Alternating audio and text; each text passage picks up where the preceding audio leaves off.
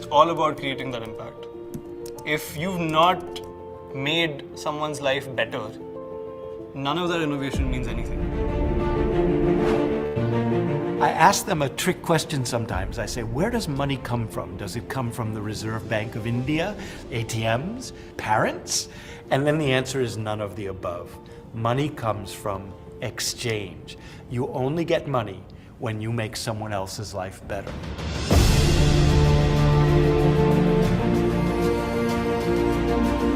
As Atlas Skill Tech University, we want to produce designers with a heart, managers with a heart, and technologists with a heart.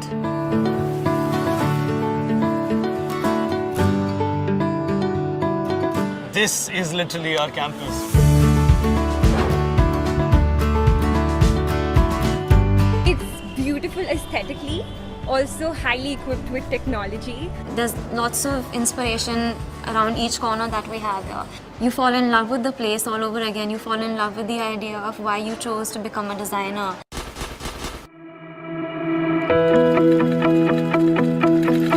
We have a design school.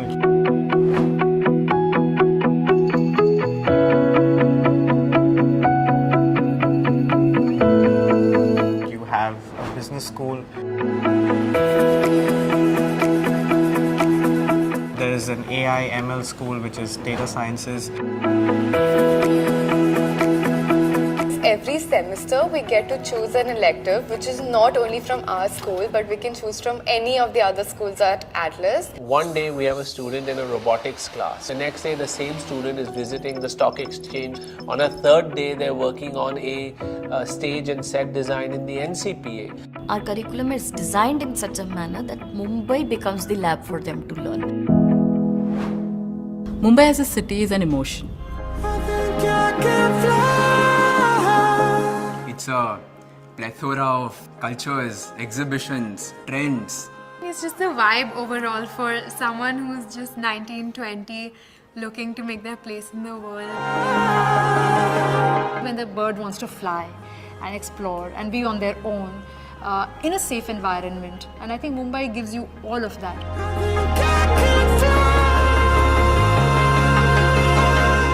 I am so thrilled to be in Bombay, and that too in the heart of BKC in a business park. We're a hop, skip and jump away from over 500 organizations. So imagine the kind of access an Atlas student would have.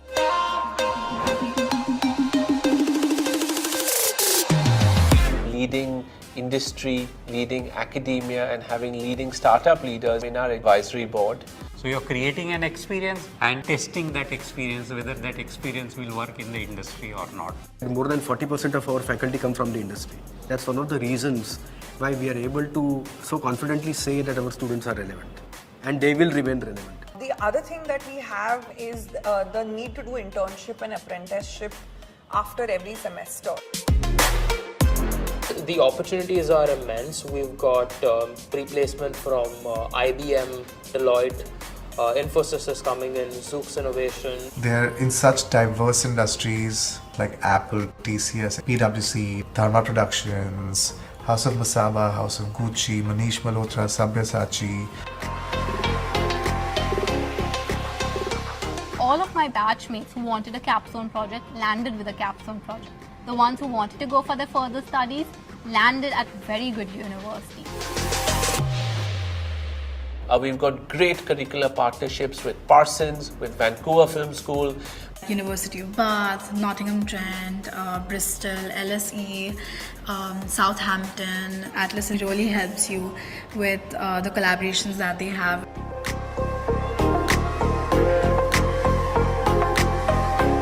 At Atlas, we're preparing highly entrepreneurial talent that will not only be the job seekers but also be the job creators of the future. They are further chiseled, right? It's a sharpened sword.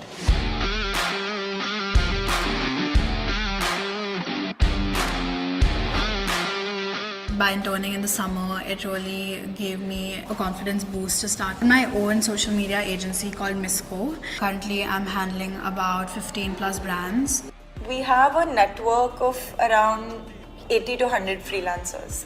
I've wanted to recreate the Jaipur foot in under 30,000 and do so in a way that adds value to every single member of society.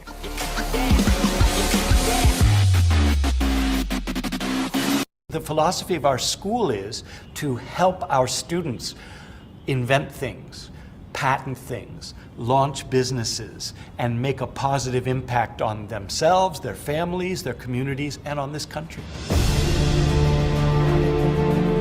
I wanted to go for the army, CIR, that is Center for Artificial Intelligence and Robotics. I personally am satisfied when I can see that there's a smile on someone's face or that I've made their lives better. I walk around, I see class buildings, and I imagine myself at the top of them. I just didn't want to become a CEO that would take over the world. I wanted to become an artist that would take over the world.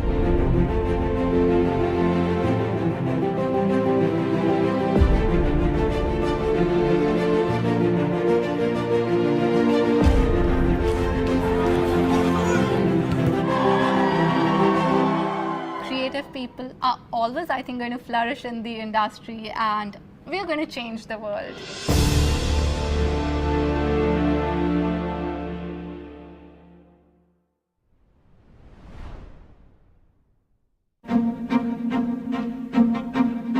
Over here at Atlas Is Me, rather than just learning what's in the books, we learn about how it really works in the real world. We don't just talk experiential learning, we implement it in the classes, in the courses, in our extracurriculars, in our projects, in our capstones. In our finance module, when we learned about debentures and treasury bonds, we didn't just study the textbook definition of it. We bought a bond. We went on to ICICI's website, we bought an actual bond. We have an undergrad program, which is a BBA program, and a postgrad program, which is an MBA program.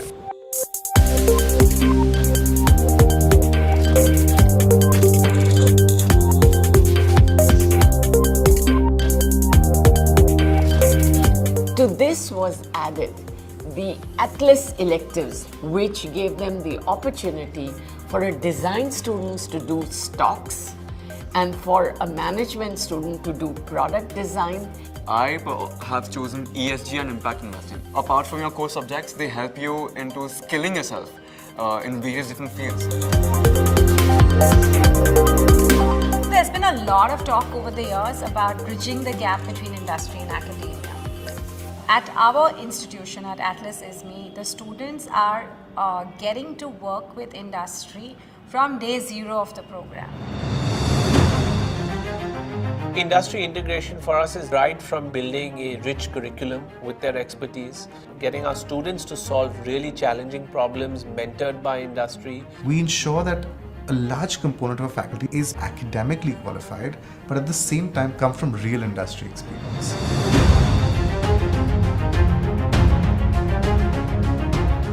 I see all of these like gargantuan CEOs and huge people from industries all over the world walk into our college. The fact that I'm here in Mumbai, the heart of Mumbai, just gives it that little extra push. And being surrounded by the corporates, it gives us the opportunity to network and be out there. Putting it in the middle of the business district, you're firmly putting yourselves on the map as, yes, this is a business university.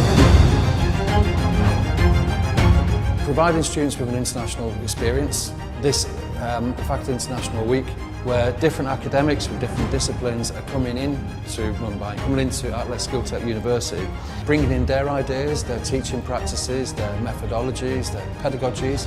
There are barely any universities that give you that kind of exposure. Atlas Is Me really helps you with the collaborations that they have with these universities. We've had the chance to speak to so many universities in terms of finding courses that match what we want to do ahead in the future.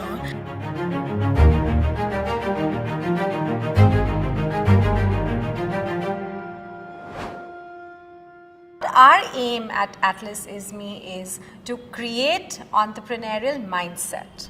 I think that's what we really want to enable them through the classroom experiences. There are not many colleges that provide entrepreneurship as a program. Over here, incubation, investors coming in, any student who has an idea or a startup can pitch it to them. Atlas Is Me has lots of different clubs which run from finance, social media, sports and fitness, cultural clubs, and High Flyers is the international club. It teaches you how to work in a team, but not just be good at teamwork, be good at leadership also. When you're a leader, you give the team a direction, you move them towards the end goal. We also conduct job fairs wherein we invite lot of industry personals to hire the students for both for internship and final placements. At one go, you can see around hundreds of companies and students receiving around 500 plus offers in just a single day. People are looking for individuals who not only have hard skills, but they're also looking for people with soft skills. The ability to problem solve, the ability to bring people together, the ability to lead, the ability to convince, the ability to negotiate. And really those are the leaders that we are looking to create.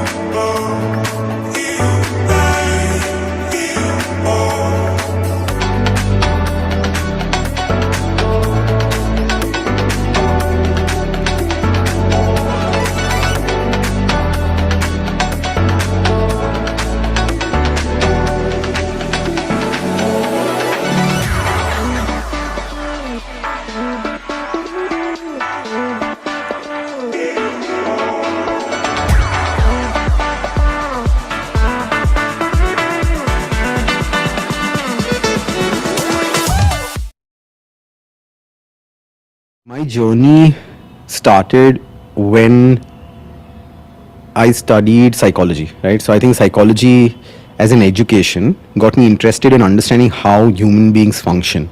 And that is actually what led me to studying design. And till today, my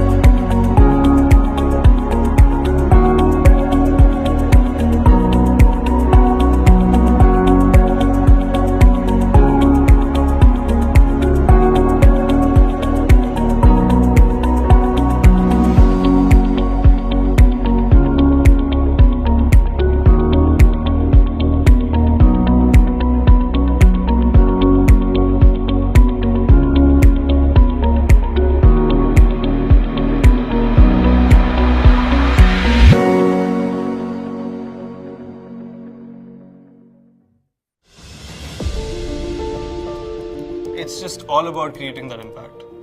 If you've not made someone's life better, none of that innovation means anything.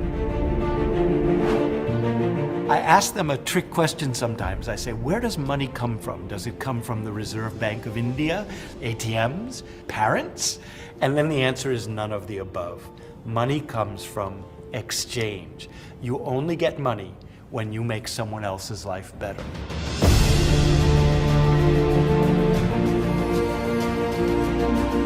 As Atlas Skill Tech University, we want to produce designers with a heart, managers with a heart, and technologists with a heart.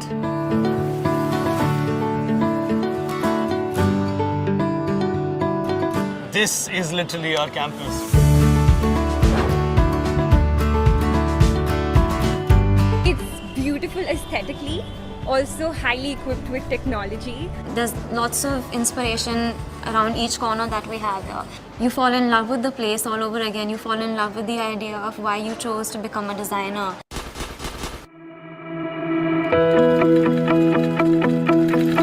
We have a design school.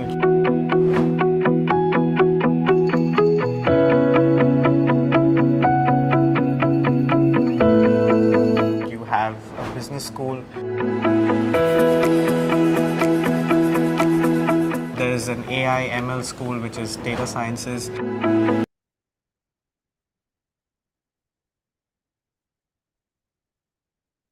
On behalf of Atlas Skill Tech University, a very warm welcome and greetings to all esteemed panelists and participants from India and across different time zones all over the world to day 3 of AAROHAN 3.0.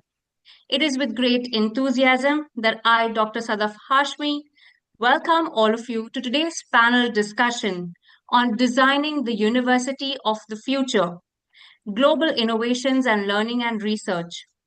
As we navigate to an era marked by rapid technological advancements, shifting societal needs, and evolving educational paradigms, the traditional university model faces unprecedented challenges and opportunities.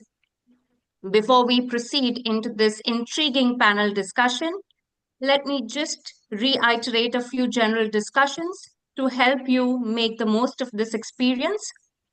For all participants, kindly use the Q&A box to post your questions during the panel discussion. Our moderator will pick the selected questions to be answered live. At the end of each session, we will share a feedback form link in the chat. Kindly fill it to receive the e-certificate. All certificates will be emailed post the summit to all the participants who submit their forms. Now I request our Pro Vice Chancellor, Hina Thakkar ma'am, to welcome our dignitaries and share a few inspiring thoughts with us. Thank you, Dr. Sadaf Hashmi, and a warm welcome to all the luminaries present today. On behalf of the entire leadership team of Atlas Skill Tech University, to mention in particular our Chancellor, Dr. Indu Shahani, our Vice Chancellor, Dr. Rajan Velurkar, our Executive President, Mr. Siddharth Shahani, on behalf of all my co-pro Vice Chancellors and on my personal behalf, I welcome all the distinguished speakers on the discussion today, and I thank you for having spared time from your busy schedule on a topic that is so crucial in this day and age. As educationists, it is our responsibility to see that we are catalysts in innovation and transformation. Through this summit, we aim at becoming a pioneering platform dedicated to exploring transformative power of education and of innovation in shaping a sustainable and technologically advanced future. In this rapidly evolving world, there is the synergy between technology and innovation has become very, very crucial. There are On one hand, cutting edge technologies like artificial intelligence, machine learning, blockchain, quantum computing, while on the other hand, we have global challenges like climate change, resource scarcity, and healthcare disparities. We are presented with unprecedented opportunities and challenges every day. As universities of today, how is it that we can become influencers in ensuring that these synergies are brought out at their best? As the entire world looks towards 2050, let us all together reimagine how we can collaborate and bring in transformative solutions. Through this summit, we aim to address this multifaceted challenge and that innovation and technology present, particularly how they can be leveraged to drive societal, economic, and environmental transformation. The vision is to ignite discussions, which I am sure today our young professor, Dr. Ramaya Ambulkar, will do in plenty. He will ignite discussions. The very good questions that I can already read on the panel will bring about a lot of discussion through which we look forward to exploring the potential of technological advancement in creating solutions that are scalable, sustainable, and equitable. I look forward to the discussion, and it's over to Amaya Ambulkar to introduce the panelists to the participants today. And I also welcome all these. I can see the number growing by the second of the participants on the webinar. A warm welcome to all of you. Thank you, Sadaf. Thank you so much, Hina ma'am, for this wonderful, inspiring start.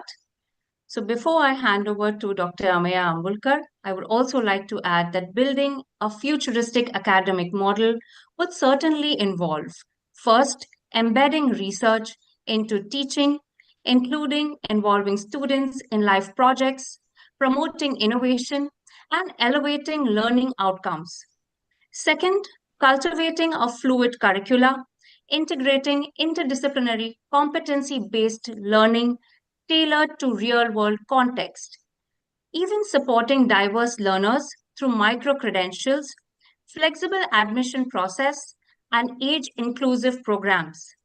Last but not the least, strengthen ecosystem ties across academia, industry, government, and communities. And I guess to strengthen our economic ties, we have our esteemed panelists for today, bringing in diverse perspectives from all over the world. Together, we explore how to reimagine higher education to be more inclusive, adaptive, and aligned with the demands of the 21st century. With great privilege and honor, I welcome one by one all our panelists, first being Professor Colleen Macklin, professor from the Parsons School of Design, the New School USA. Professor Colleen Macklin is a game designer and associate professor in the School of Art, Media, and Technology at Parsons School of Design. In 2006, she founded and co-directs the Prototyping Education and Technology Lab, a lab that develops games for experimental learning and social engagement. They are a member of the game design collective Local Number 12, makers of the card game The Metagame 2015, the video game Dear Reader 2019. She has co-authored with Joan Sharp Games, Design and Play, a detailed look at iterative game design 2016 and Iterate 10 Lessons in Design and Failure in 2019. Professor Colleen, we are fortunate to have you with us today. Next, I move on to Professor Andrew Boyd, Associate Vice Chancellor of Research, University of Illinois, USA. Professor Boyd joined the University of Illinois in 2008 and has served as the Associate Vice Chancellor for Research since March 2020. He took on the role of Chief Research Information Officer in August 21. He is a professor in the Department of Biomedical and Health Information Sciences and the Department of Physical Therapy in the College of Applied Health Sciences and Department of Medical Education in the College of Medicine. He is also the Associate Chief Health Information Officer for Innovation and Research at the University of Illinois Health. The research in his laboratory involves data simplification to improve clinical outcomes, engaging patients, administrators, and clinicians. Professor Boyd is a fellow of the New York Academy of Medicine and of American Medical Informatics Association, AMIA. He received the 2024 AMIA Physicians in AMIA Physician Innovator Award. He received his bachelor's degree in chemistry and mathematics from Southern Methodist University and his doctorate in medicine from the University of Texas, Southwestern Medical School. He was also a postdoctoral fellow and research faculty at the University of Michigan in biomedical and health informatics. So we are really grateful to having you on our panelist today. Moving on to Dr. Lakshmi Mohan, Pro Vice Chancellor, ITM Skills University, India. Dr. Lakshmi Mohan serves as the Pro Vice Chancellor of the ITM Skills University, Kharghar, appointed in August 2023, and concurrently holds the role of Director, ITM Business School in Navi Mumbai, India. With over 24 years of experience in higher education leadership, she began her journey at the institutions including Times, ICFAI, and the LB Logistics, and has led ITM campuses across Chennai and Navi Mumbai. Dr. Mohan holds a PhD in management, postgraduate degrees in education management, human resource management, and masters in English literature. A visionary in skill-based education, she advocates a student-centric experiential learning model, integrating life projects, 5-month industry internships, and industry-guided curricula via a board of advisors. Under her leadership, ITM has established centers of excellence in research, policy, sustainability, and innovation, fostering entrepreneurship through incubation cells and NGO internships. Dr. Mohan's contributions have been widely recognized. She has received the APJ Karamveer Chakra 2014, NSA Women Achiever Award, Higher Education Forum's Best Emerging Director Award in 2015, the Fine Art Society Sri Ratna Award 2017, and numerous other honors, including Heartfulness Professor Award and the Teacher as Nation Builder Award. Her leadership continues to shape ITM Skills University into a globally competitive one focused on employability, ethical values, and societal impact. Dr. Mohan, thank you for joining us today, and I'm sure we'll be inspired with your journey. Next, I would introduce Professor Marwan Al-Akaidi, Vice Chancellor and CEO, Wigwe University, Nigeria. Professor Marwan Al-Akaidi is the General Director for the Middle East and Turkey for the Ruhr University's ranking and co-founder of Eurosis, which is he's a globally recognized leader in computer science and engineering, holding BSc, MSc, and PhD degrees from Loughborough, UK, prestigious accreditations including Chartered Engineer, Chartered IT Professional, Fellow of Institution of Engineering and Technology, Fellow of the British Computer Society, Fellow of Institution of Analysts and Programmers. He has transformed institutions into hubs of innovation and research. Formerly at the De Montfort University, UK, as the Head of Engineering and Technology, He launched the media studio and creative technology programs with the BBC, establishing benchmarks in media technology education. As Vice President of Academic Affairs at the Arab Open University, he expanded accredited programs, introduced MOOCs, and blended learning to the MENA region, along with launching 2 international journals. At the American University in the Emirates, he founded the Blockchain Center in collaboration with Dubai Blockchain, chaired international conferences, and advanced research in emerging technologies. Professor Al-Aqaidi has fostered 50 plus global partnerships with universities and corporations such as Rolls-Royce, Toyota, and Nokia, supervised 45 plus PhDs, 100 plus MScs, and authored more than 300 publications. A visionary educator, he integrates cutting-edge technologies with impactful mentorship. Wigway University welcomes him to guide students from academic excellence global leadership. Professor Al-Aqaidi, I think this couldn't have been a better opportunity that we could get to interact with you.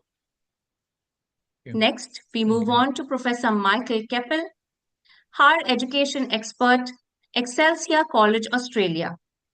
Professor Keppel is an internationally recognized leader in higher education and educational technology, currently serving as the higher education expert at Excelsior College, Australia. With a career dedicated to innovative learning design, he has authored 5 books and over 100 peer-reviewed articles, contributing to research projects valued at 16 million Australian dollars. Passionate about transforming learning and teaching, Professor Keppel has designed institution-wide professional development programs and created award-winning educational resources which integrate seamlessly into the curriculum. His expertise spans personalized and blended learning spaces, higher education pedagogy, authentic assessment, and transformative learning to design-based research. A strong advocate of collaboration, he has led multinational research and cross-institutional initiatives which shaped the future of global education. As president of ASCII Light, he advanced technology-enhanced learning and honored life membership in recognition of his outstanding contribution to this field. Professor Keppel, I extend my gratitude for joining us today. Next, it's my privilege to introduce Dr. Rajan Saxena, former Vice Chancellor, NMIMS, former Director, IIM, Indore, India. Dr. Rajan Saxena is a renowned institution builder, marketing academic, and leader in the management education. With over 5 decades of experience across premier institutions in India. A graduate of Sri Ram College of Commerce, he has earned his PhD from the Delhi School of Economics and began his academic career at the Delhi University in 1972. Later teaching at XLRI Jamshedpur, SPJIMR, IIM Calcutta, IIM Indore, University of Calgary, and Pace University, New York. As the founding director of IIM Indore, he led its emergence as one of India's top 10 management institutes, overseeing campus development, industry partnerships, and launch of a modular executive PGDM program. He served as the Vice Chancellor of the Narsi Monji Institute of Management Studies from 2009 to 2020, during which the university expanded campuses in Bangalore, Hyderabad, earned NAC A+ accreditation, and gained international recognition through global programs and academic collaborations. Dr. Saxena has published over 80 articles and 30 business cases, along with 2 foundational textbooks on marketing management and international marketing by McGraw-Hill. A sought-after advisor, he has consulted more than 50 Indian and multinational companies in branding and strategic management. He holds leadership roles in the All India Management Association, Federation of Indian Chambers of Commerce and Industry, Association of Management Development Institutions in South Asia, and chairs the India Case Research Center. Recognized with awards such as the Aima Keval Noria Award for Academic Leadership, Dr. Saxena continues to shape management education in South India and beyond. Thank you, sir, for joining us for this panel discussion. With the heavyweight introductions, I move on to handing over this responsible baton to our very own panel moderator, Dr. Amaya Ambulkar. Dr. Amaya Ambulkar is a professor at Atlas Skill Tech University with extensive experience in higher education and management studies. Dr. Ambulkar is extremely passionate about social entrepreneurship, experiential learning. He mentors students, supports early stage change makers, and leads international delegations to universities such as Babson College, NYU Stern, and the University of California. His contributions to education have earned him accolades like the Outstanding Faculty Award from Jaro Education and the Inspirational Leader Award presented by Dr. Indu Shahani. Holding a PhD in meditation and mindfulness, Dr. Ambulkar has also been a TEDx speaker advocating mental well-being. With several national and international research publications, he combines academic rigor with global exposure, driving innovation and excellence in Atlas's postgraduate programs. So without further delay, let's embark on this journey to envision and design the University of Future.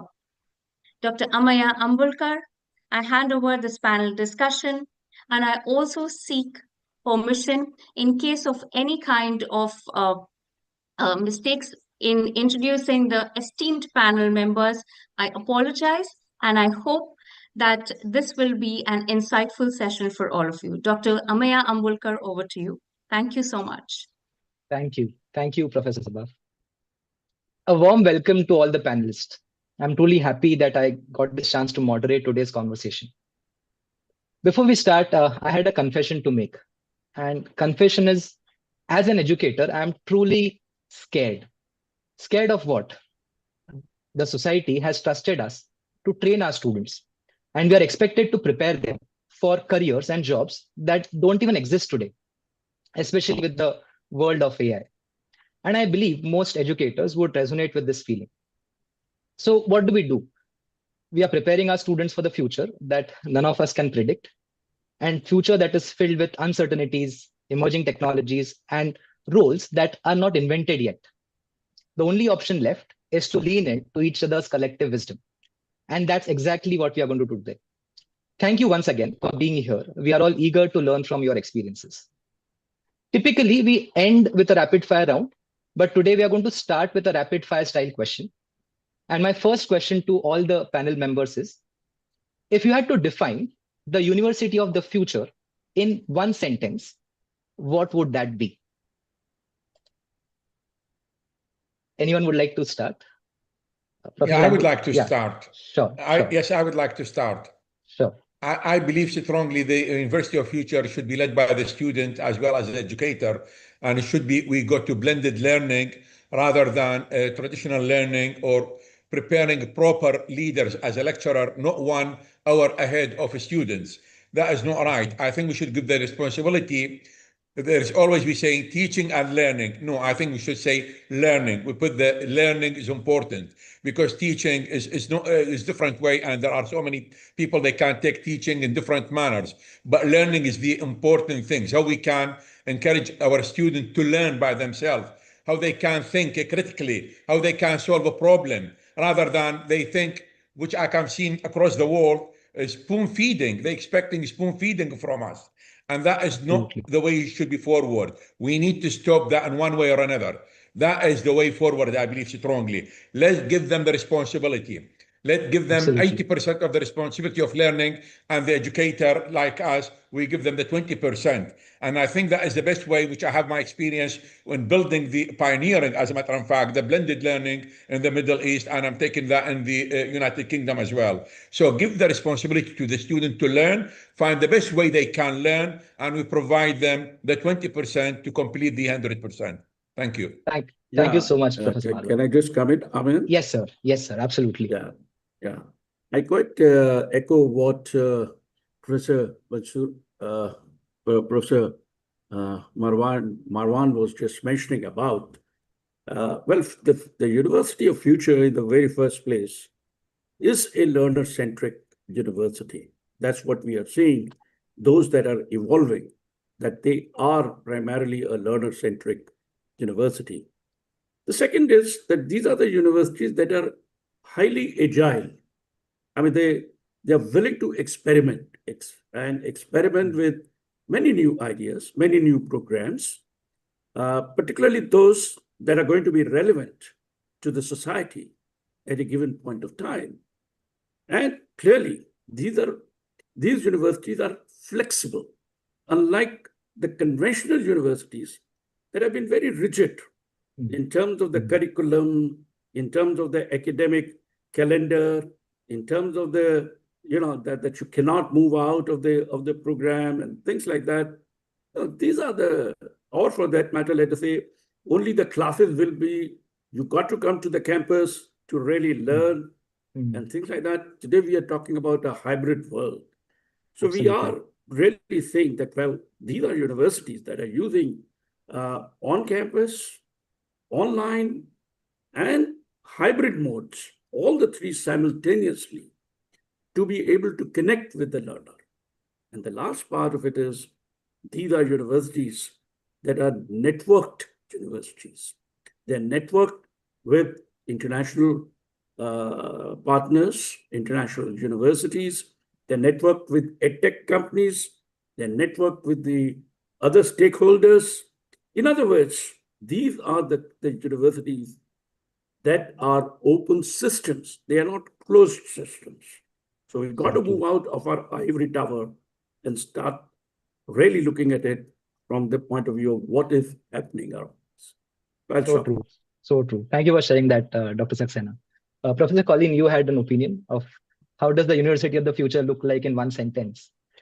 One sentence. I love a constraint. So I would say that the University of the Future needs to take ownership of failure, which we're going to experience around us with climate and other things that are beyond our control, and to develop resilience and creativity in the face of failure. Super. Thank you so much. Thank you so much, Professor Colleen. Yeah, may I?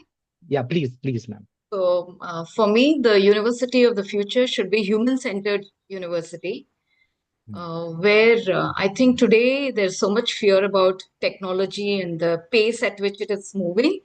So universities have to look at developing humans with a human heart. Absolutely. Thank you for sharing that. Professor Michael, would you want to share your view? Sure. I got philosophical with this one because I think they're borderless entities, or they should be in the future, that are inclusive, create global citizens, and we exchange ideas that are going to benefit the local and global community. So I'd like to see a lot more sharing and networking across universities around the world like we're doing now, so that we can actually solve those problems that we're talking about. Thank you for sharing that, Professor. Professor Andrew, would love to hear from you. What's your definition of University of the Future? And I would pull the definition of universities and places of higher education for the last several thousand years. People come together to exchange ideas. We have dialogue. We appreciate the diversity of perspective, the diversity of lived perspective, as well as the impact of innovation going forward. And so the University of the Future needs to be a place where ideas can be exchanged, implications of technology and innovation Not everything's positive, not everything's negative, but we need to have places outside of the market, outside of the economy to explore these things from all of our points of view around the country, around the world. And the University of the Future will look different, but coming together as individuals and exchanging ideas to make the world a better place is what I see. Thank you, Shom. Thank you so much. It's really insightful to hear these definitions because the good part about such kind of questions is there is no one right answer. And the good part about answers is that we get a direction to run towards. So thank you very much to the panel members for sharing your views and starting this discussion. Now we'll move to the individual questions for different members of the panel. Professor Andrew, this is a question for you. We all know that innovation comes from different sources, and one of the most effective time-tested approach to draw innovation is take inspiration from other sectors. You have deep insight into healthcare, so would love to know your perspective on that. So the question is, what is that one innovation in healthcare that has been successfully implemented, which you believe the education system should immediately adopt to become more future ready?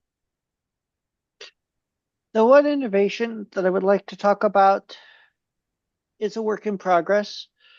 In the US, we've been doing it for over 20 years. And this is giving patients almost seamless access to their information from their doctors and nurses and healthcare providers. And ultimately, from the biomedical and health informatics point of view, we have gone from a very paternalistic model where the health practitioners know best, and we will make the decision for you and we'll give you a single medication or a single treatment, to a dialogue. And as the healthcare sector and data has helped this. So instead of paper records, we can literally give digital pieces of information to patients. But patients live with their disease 24 hours a day, 7 days a week. Health practitioners will get to see slices of their lives. And the innovation is, how do we take detailed, complex information and share it with the patient? How do we empower them to make informed decisions? We're not asking every patient across the planet to go to medical school or nursing school or pharmacy school. That does, well, the universities would be well employed, but that doesn't work. So how do you help transform this very specialized knowledge and make it meaningful in ways to engage patients as they're going through their lived experience? And the education systems have to take a similar sort of point of view. Faculty have spent their years and lives focusing on one small area. How do we help the consumer or the student become empowered to take the information and make it meaningful for them? As the learned intermediaries, we don't necessarily get to decide what the critical piece of information is that will impact the students or the patient's lives. When we get to risk, how everyone manages risk is different. It might be a footnote in a textbook in the middle of a class that starts the next billion or $1 trillion startup company. This the best example I can show you of how students take what they learn. I think FedEx, the company in the US that ships, I think he got a C on his MBA final project because the professor didn't think FedEx would actually be a company. As faculty, we have constraints. It's now an international company. It's struggling a little bit now, but again, where we find inspiration, where we find the knowledge, how we apply it. So in the health field, we are providing patients more empowerment. How do we provide students and others to become empowered to use this validated, authentic information to help them innovate in the future? So that's the paradigm that you said was a success. We are in the process. I don't think anyone has truly figured out how to give patients access to their gigabytes of data in a meaningful way. But that trajectory we should move forward with in education as well. That was a really interesting point, Professor Andrew, because I think it will also help us as faculty members to reduce the tinge of guilt that you may have, where you reflect that, hey, I told the student from my view. Could I have given 500 other viewpoints and shared that, okay, this is my view, but by the way, you have other 40 points to look at and make a choice.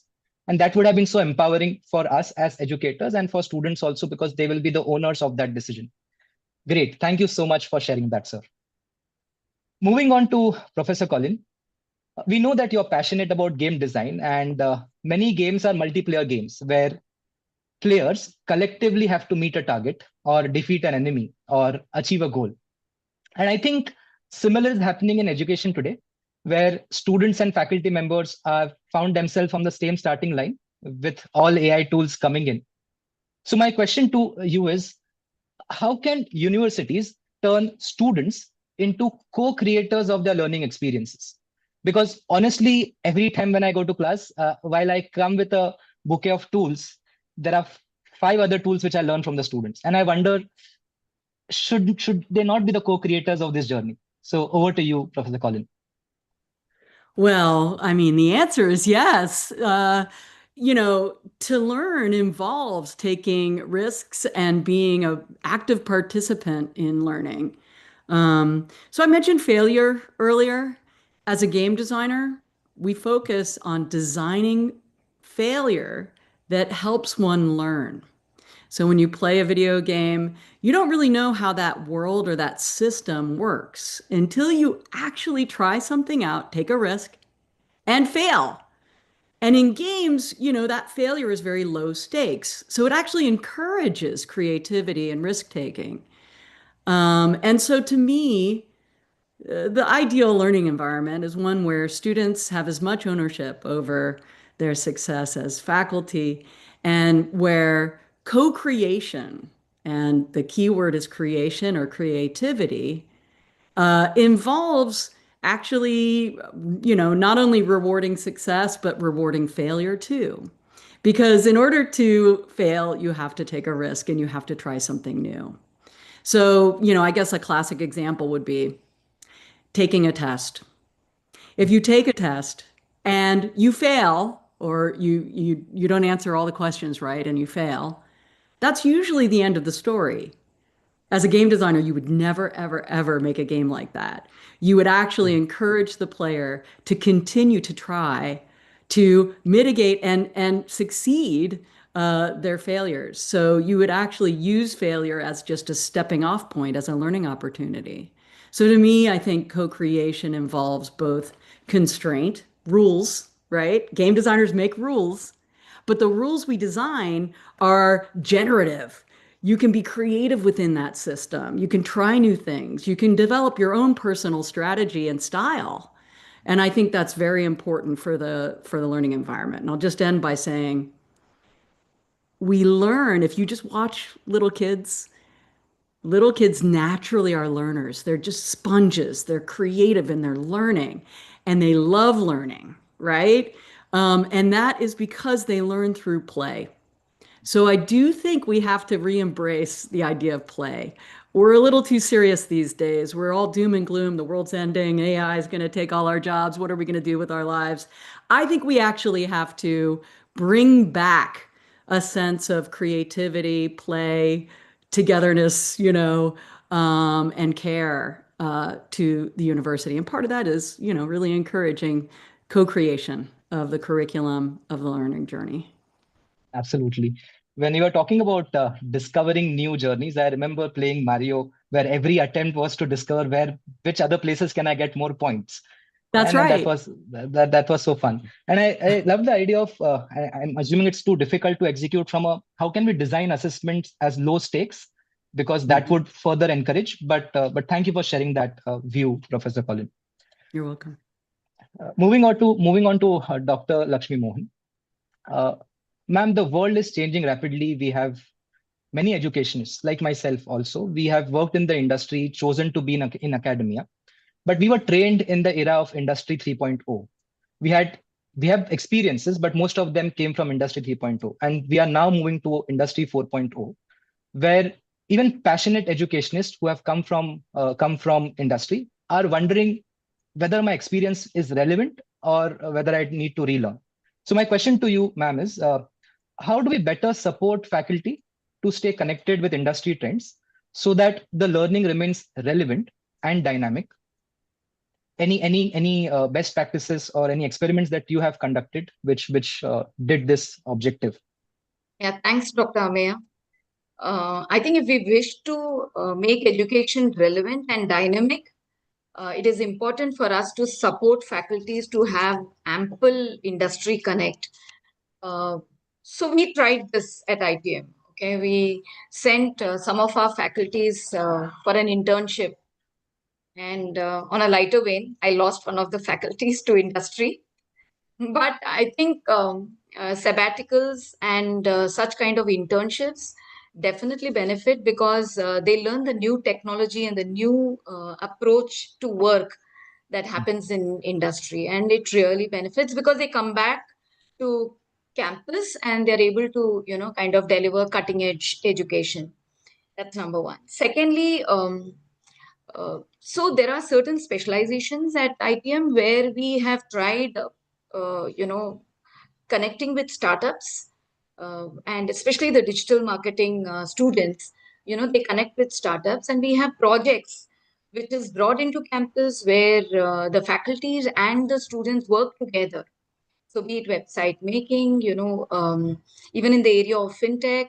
So there is a lot of collaboration that is brought in where faculties connect with the industry, the entrepreneurs, get a lot of understanding about what's happening and how they also need to help in those projects, new projects. So I think that's another way we could all connect with industry. Thirdly, I think it's important for faculty members to connect with industry to get experts on campus. And for us, again, that's, we being a 35-year-old institution, it has helped us to connect with all those alums who are in very senior positions, bring them to campus. In fact, we tried something like finding out from many of them as to what kind of technology is used in their respective areas, be it operations, be it marketing, and so on. We kind of did interviews with them, and then we came up with how different industry is from what we teach in classroom, and how we really need to buck up with what education should look like, and how we need to really prepare our students as future leaders. So that really that helped us to connect with all our alums and get the inputs from them, and they're willing to help you. Institutions can try that out. um, Also, I think it's important for us to invest in faculty's professional development.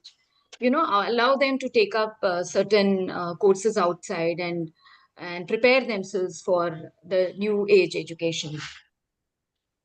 What's also helped us is, the industry associations, be it QCFI or BMA, IMC, CII, and so on, where faculties of that respective expertise connect with those industries. For instance, an HR faculty would connect with an ISTD or a NHRDN, and so on. So I think there again you are connected to those experts, and one is you learn from them. You can bring them to campus. Your students learn from them. So that's another way to connect.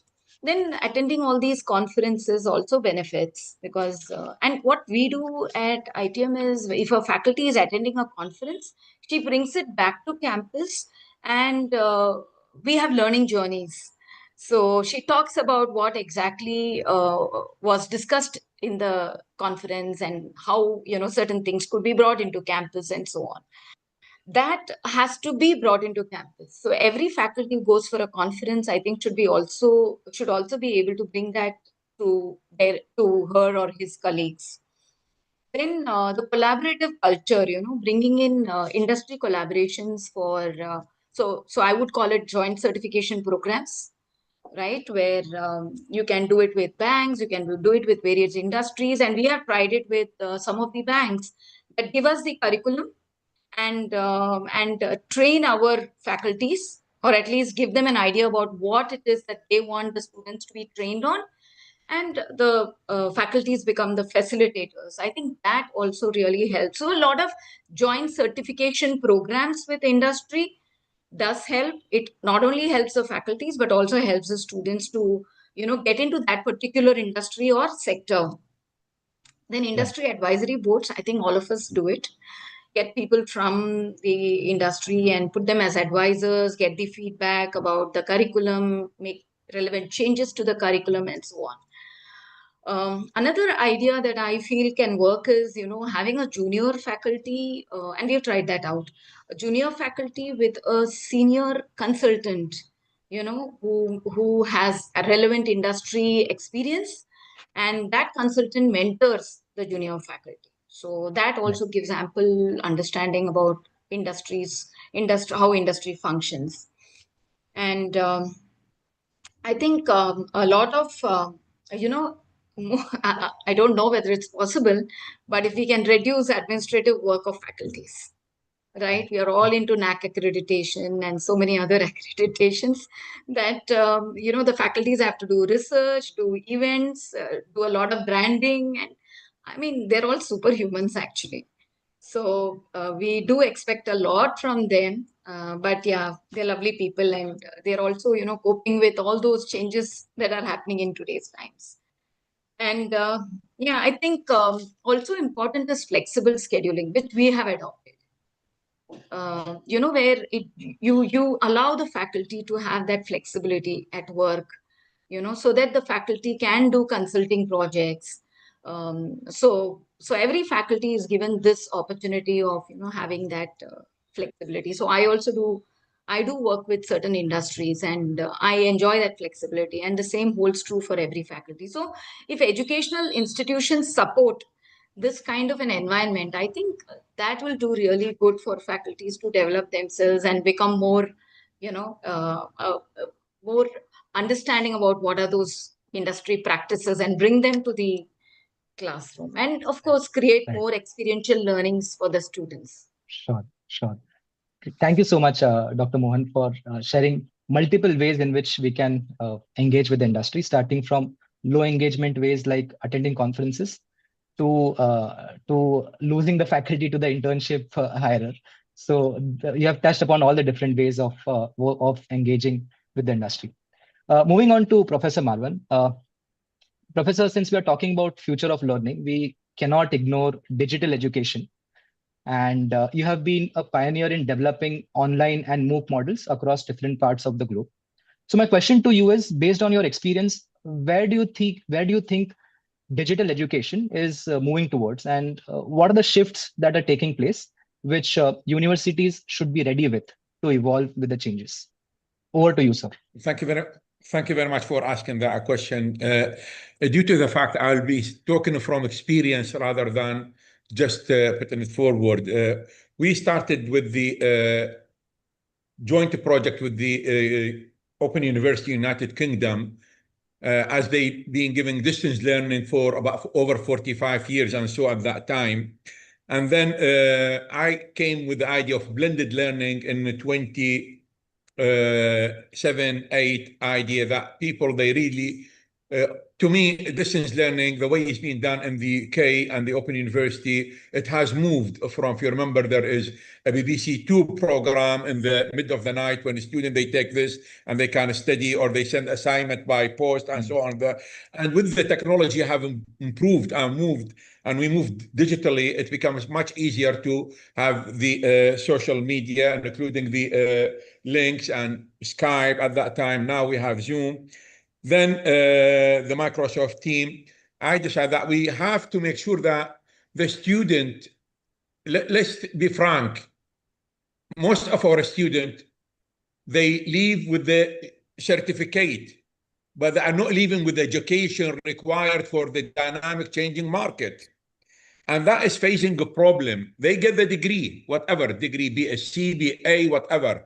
But is that market ready for them to take them? No. Most of the people, when we talk to the industry people, these students are lacking the knowledge. So the thinking of having a blended learning, and we started in different countries, I put it, because we need to make sure that what level of blended learning we can give. Is it 20%, 75, 50-50, or 25, 75, and so on. And I think the best model to get a student of the future, depending on themselves, to make sure that they do not lose the critical thinking. They need to be solve problem. They need to be facing the world. So give them the opportunity, take the responsibility of their learning, and then the lecturer should not kill themselves really and write on the board or do this and do that for them. And then you get exhausted as a lecturer. You don't have time really to do your research. You don't have time to do involve in any industry work. You don't have time to do any other things. Truly, from my experience when I was starting lecture and now I'm vice chancellor of university, it is a long journey. But the best way, which I have done through 16 campus across 10 countries, 10 universities established in the Middle East with the Open University, I believe we have moved even better than the Open University education. Blended learning is important. You give the student the freedom to learn, give them the tool how to learn, support them with the technology digitally, which is all available. There are so many applications. They can communicate between them, the students, because right now, when Corona became, and then I think the people I implemented the technology, they were ahead of everybody else.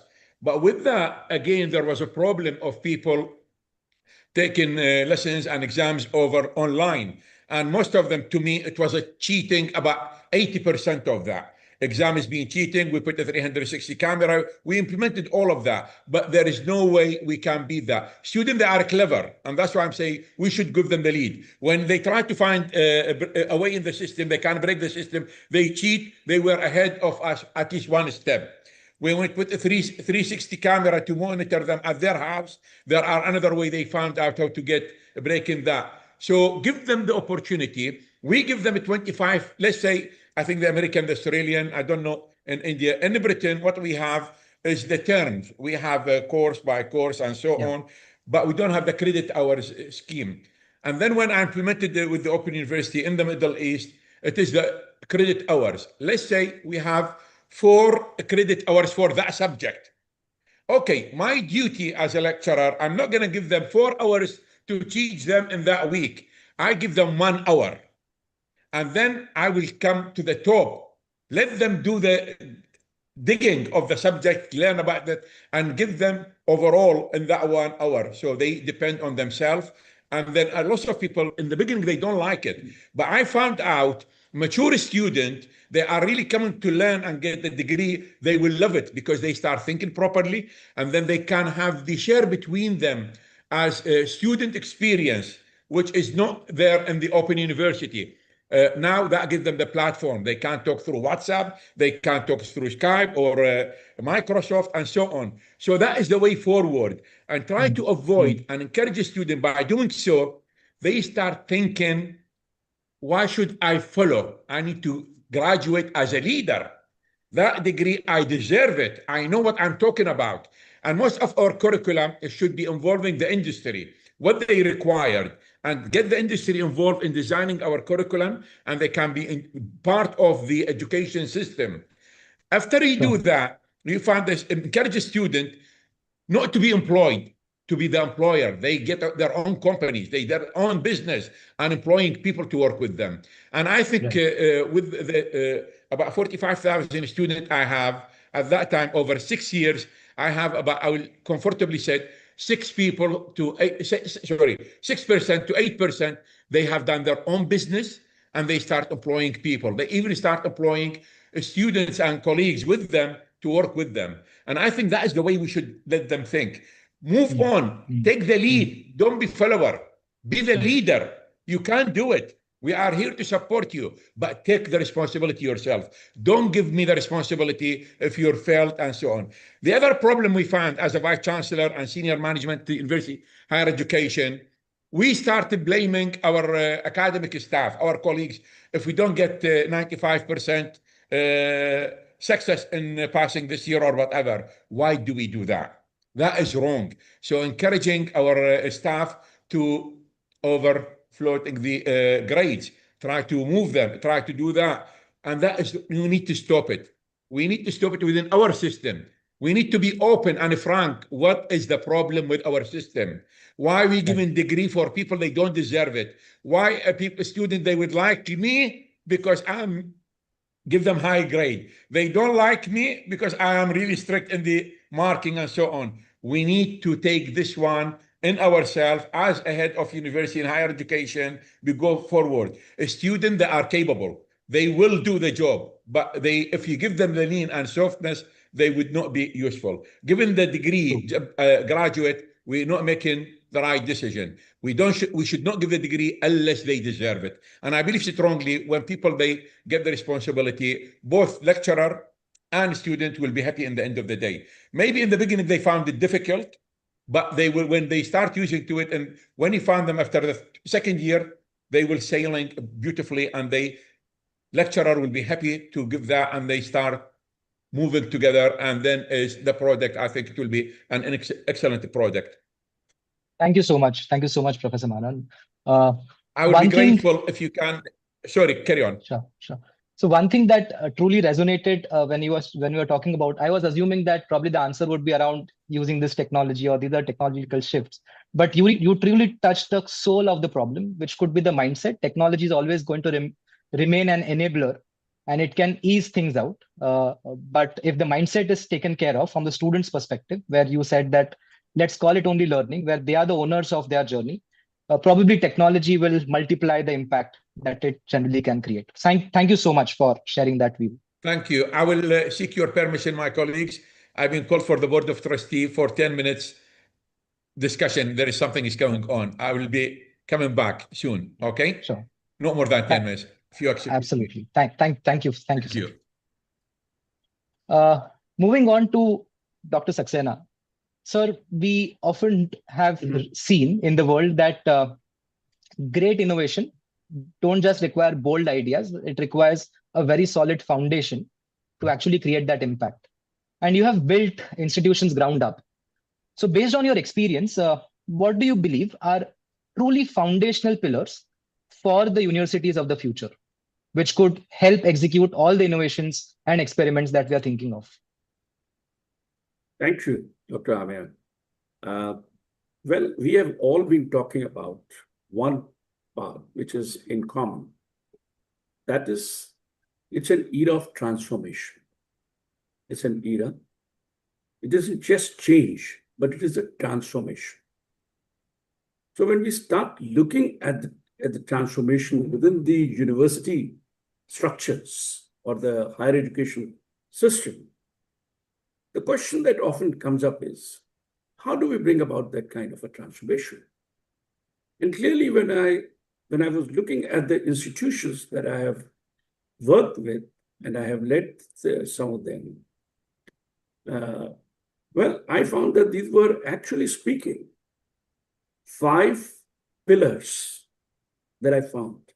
If as a leader, if I was able to focus on them, we may possibly have an institution that will not only be of that particular time, the institution will not only survive, not only be competitive at a given point of time, but it is going to be an institution that's going to be sustainable over a period of time, even when there may be a whole lot of disruptions occurring on account of either the geopolitical changes or the technology changes.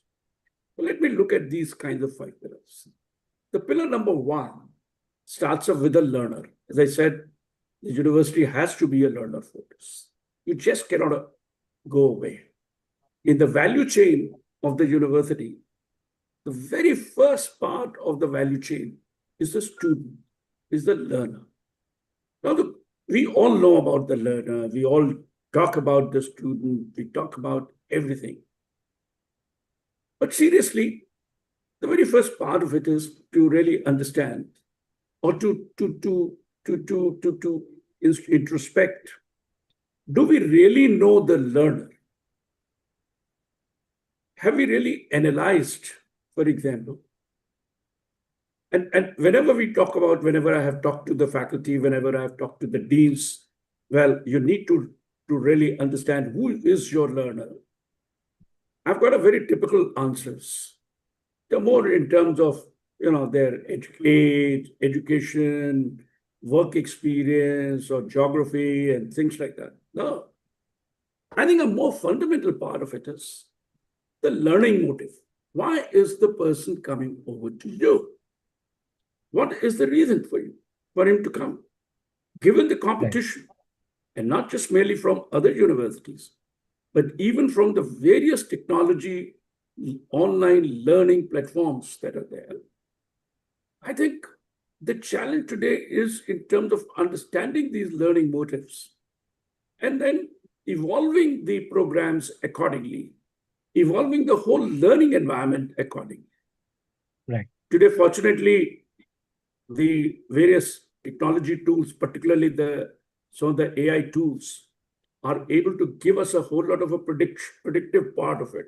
Diagnostic part also comes up over there as to why somebody is coming to us. The other part of it is the learning style. What is this learning style? The conventional learning styles are gone, where the teacher was the sole arbiter of learning. No. And as we have all been saying, it's a co-learning. It's a co-creation in a classroom. So the classroom becomes more of I would say, a hub where knowledge can be co-created. That, I think, becomes a very crucial part. So therefore, the student becomes the very first pillar. The second pillar is obviously, we all know, the faculty. We cannot run an institution without a faculty. Even if you have some of the technology tools, the fact is that why is the student coming to you? There is a faculty. What is it that the student is expecting from the faculty? What is it that he's already getting from the technology sources?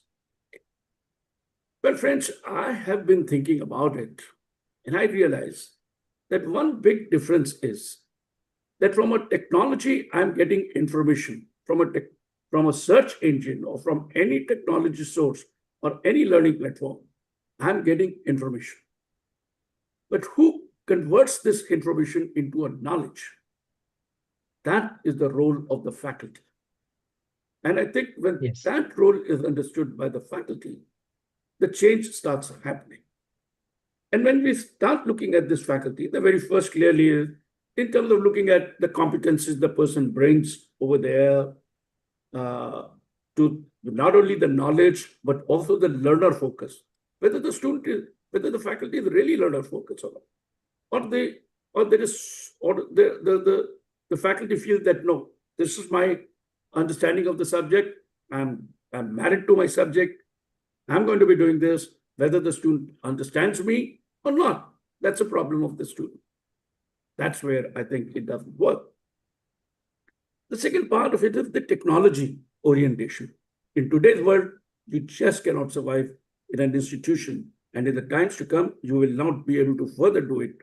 And therefore, technology perspective now becomes comfort with I would say, AI, ChatGPT, and various other tools, AI tools, is important to my mind. Integrity is another part. And another is the comfortable with change. Clearly, one has to be comfortable with change, comfortable with and focus on the outcomes rather than any. The third pillar is research. Clearly, the universities are all about research, right? And research is not just merely for the sake of a research.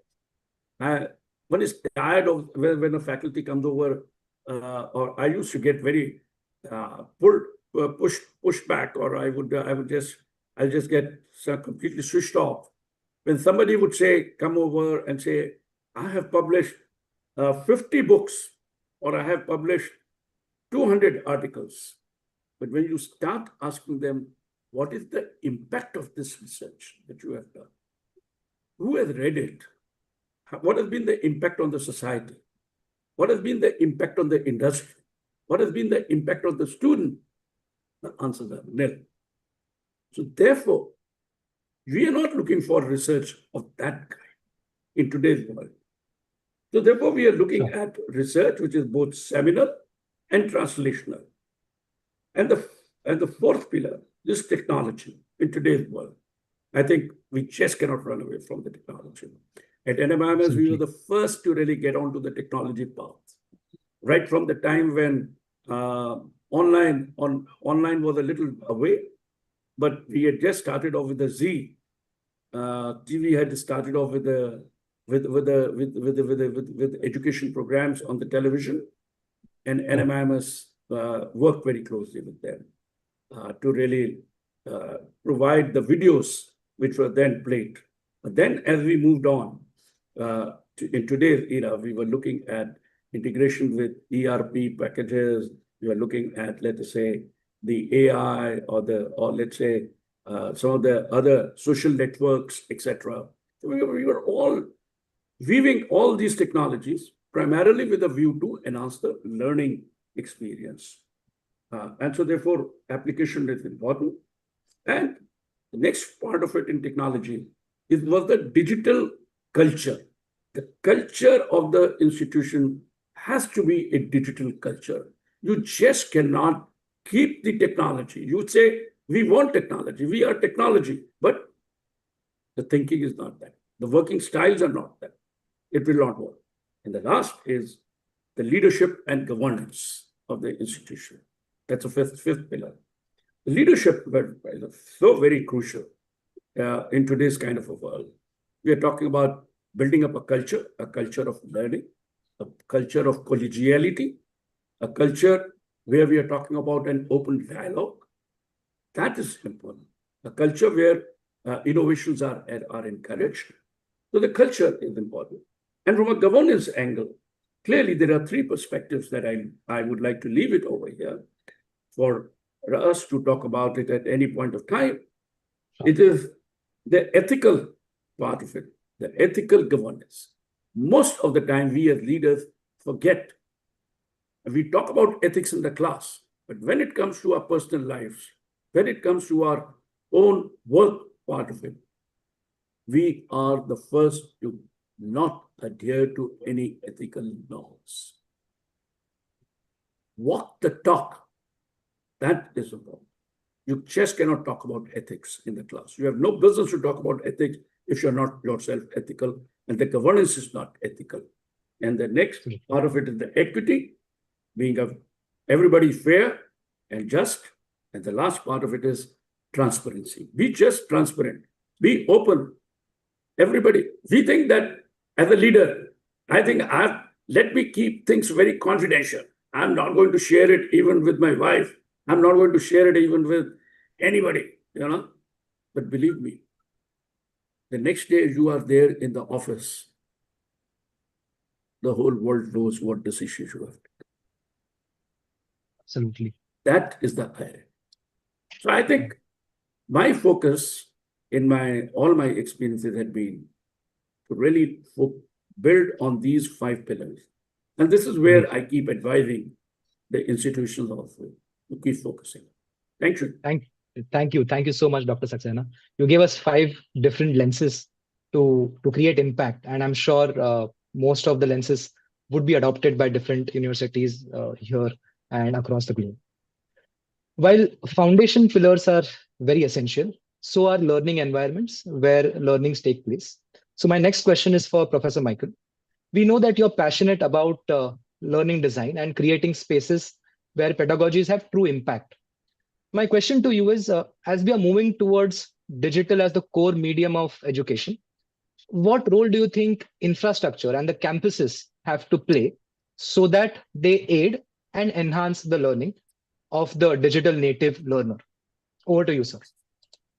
I think one of the big things you need to look at, I think, what we class as the campus. And I think I consider it both the physical campus, the virtual campus, the blended design, if you like, in terms of what we're doing.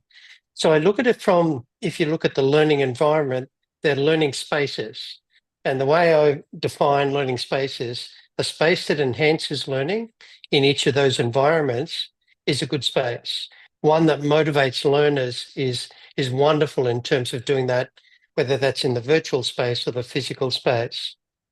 One of the big things I think we forget sometimes with any of these spaces, and I'll get back to the physical in a moment, but is that we need to work with students and staff to look at those spaces and be able to look at the affordances of those spaces. And they're the action possibilities of what we can do in them. So if we've got a classroom with collaborative tables, we can do group work, but we need to look at those in the virtual environment as well. So looking at those affordances is very important. But we have to get the teachers to perceive those affordances through professional development, and then to actualize and teach in those environments as we go through. Now, to me, in all those environments, and I don't prefer any over the other, you pick the space that's going to be most useful for what you're trying to teach. So for interactions that you want group work, you can do that online and you can do that face-to-face. And there's a great way to balance that, because some students will be better in the face-to-face environment doing it verbally. Others may be in the virtual group environment doing it virtually as you go through. So there's a wide variety of ways.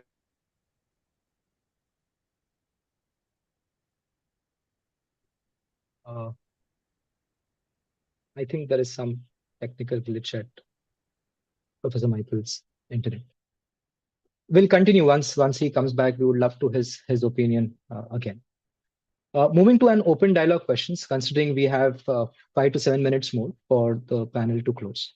One question that keeps coming back again and again as I talk to the industry professionals is most of them, let that be startups and industry, they are saying that, hey, you know what, in today's day and age, we value portfolios, we value what students can do, than the degree that they get to the table.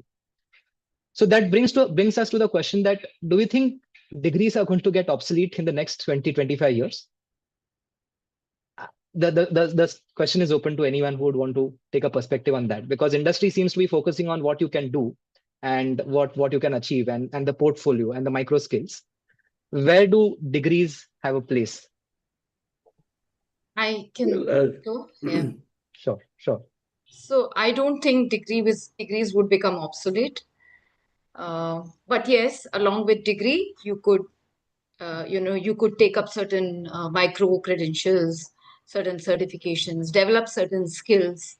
But the degree, especially if it is from a reputed institution, I think adds a lot of value in terms of, the student having developed critical thinking, communication skills, ability to work in teams, and so many other aspects that come in your learnings while you're actually graduating or getting a degree. So I think degree will definitely have its own value. Any insight from the game design world? Yeah, I was just going to say, we need, like games, the reason games have existed for tens of thousands of years, as long as we've recorded, even prior to recorded history, is because they provide a space for low stakes learning and failure, and learning through failure. So come on, universities, it's time to embrace this idea and actually help students do and learn through doing, and learn through, again, like a more low stakes environment that encourages experimentation and new ideas and new knowledge. Right. We have one more question. Yeah. Dr. Saxena, I want to share something. Yeah, I just wanted to say that, well, the degrees are going to be relevant irrespective of the time, because of the I think the one basic difference is what exists between training and education. So you can get a certificate from any of the kind of digital or online learning platforms like Google or anything. It's like that you are getting trained to do a job today and for a given time period. But then education is fun. It develops, skills like critical thinking, It develops skills like, for example, innovation, right? It develops things like autonomous learning, right? It develops things like collaborative learning. And also in terms of preparing you for the future, it gets you to research, which is so very critical. Because you can exist today, no doubt. But will you be able to survive tomorrow? Right. That remains a question Absolutely. mark if you are not there, if you haven't gone through a university framework. Absolutely. So I've been reading some questions from the audience here, and would love to come to our closing round. And Professor Michael, would love to hear your views on the physical space part of the story, because that's where probably we lost you due to the internet issues. If you want to Yeah, close that sorry about comment, that. I think, no problem. yeah, sorry about that. A bit of a dropout, I think, in the network there. But I think with the physical spaces that we're looking at in terms of for universities, they're so crucial to what we're doing in our teaching and learning. They need to be supported by technology and looking at blended learning and the online learning as we go through. How we design those spaces is very important. So if we want certain interactions, we need to actually design for them. Group work, we need to design the rooms that are going to actually allow that. If we're looking for other ways, we're going to get students involved in interactive learning, in doing authentic learning. We need to design those spaces so that we can actually examine create those spaces for them as we go through. So to me, the campus of the future needs to have that balance between the physical spaces, the virtual spaces using blended learning, but then having an online footprint, because we all need to have skills that are going to improve both teachers and students. And it may be only 1 or 2 courses we do totally online, or if we have a preference for totally online in some areas, we do that. But we need to keep those skills so that we can actually continue to develop the digital literacy skills of the students as we go through. So thank you for that. Absolutely. I love the idea where you said that can as faculty members, we rethink spaces as teaching aids instead of a place to sit and discuss with students, where we call PowerPoint presentation and teaching aid. Probably I could consider space as a teaching aid for the subject that I would bring to the table. Thank you so much for sharing that. I'm going to now kind of conclude and pick up some of the questions from the audience, and it comprises into one single question. And the question is, if you had to redesign, and this is rapid fire, so we need one concrete answer that comes to your mind first. The question is, if you had to redesign the university from scratch, what is that one subject that you would make it mandatory for all the students, irrespective of their majors, so that they are really prepared, or so that we aid them to face the challenges which the future brings to them? So which is that one subject, irrespective of the major, you would want every student to learn from? Professor Colin, would you want to start? And then we can hand it over to the faculty. Well, I'm not going to talk about games. I would say community service, honestly. I think actually getting active and engaged with your community and problem solving things that are issues around you is an incredible multidisciplinary learning experience. So I would say just be more active. And as a design educator, that's what we aim to do at Parsons. Yeah. Very interesting. I would Dr. say Mohan, soft skills. Soft skills, which enables them to solve problems, develop team skills, collaborate, communicate better. I think that's Absolutely. the need of the day. Great. So we have community service, soft skills. Professor Andrew, one major, one subject. One major, one subject would be critical thinking. We're going to be diluted with a lot of information from number of sources, and that information quality is decreasing across the world. And the ability to think critically in order to figure out what is the information that is accurate, that impacts, is going to be critical in all fields and all majors. Without that, we will be beholden to the information generators. Absolutely. Professor Michael, one core subject which every student should learn to be ready for the future, or at least be I think, prepared. I think there's a couple I would choose, but empathy would be the biggest one. If we can teach every student and every teacher to have empathy, I think it's going to improve what we do. The other one would be emotional intelligence, and we did actually implement this at Taylor's University in Malaysia, that every student did personal competencies and social competencies in emotional intelligence, whether they did medicine or education or engineering. But the one I would choose is empathy. I think that's a big standout for what we need. Thank you. Thank you for sharing that. Dr. Saxena, one core subject which could make them ready for the future. Well, I would put creativity, because in the creative economy, unless and until the students are able to have the creative skills, they will not be able to really survive. And alongside with that is the second major part, because AI today is seriously raising a question about ethics. So I think the next big kind of which I would not want to compromise at all, is ethics. So creativity and ethics. Absolutely. Professor Marvin, what's your take on that? Well, I think I agree with my colleagues, but I add to it the creativity, innovation, empathy, as well as critical thinking and problem solving. That is an important part, which we need to encourage them on these. These four things is important. I believe strongly from experience rather than just come out with it. Creativity is highly important. Innovation is highly important. Critical thinking, we need to make sure that our students, they are part of that. They need to make sure they are up to that level. Problem. Who's going to solve the problem of the future? Not us. They are our future people. So we need to think of that. Of course, I agree with my colleague. Again, the empathy of the student is important. Absolutely. Thank you. Thank you so much. Thank you so much for all our esteemed panelists for a very engaging discussion. From healthcare innovation to game design, to digital learning, industry relevance, hybrid spaces to institutional foundations. Your diverse perspectives have really helped me as a moderator, as an educator. I'm sure the audience to rethink when we are shaping the future collectively. On behalf of Atlas Skilltech University and everyone present here, I would like to thank you once again for taking out time and sharing your wisdom generously with us.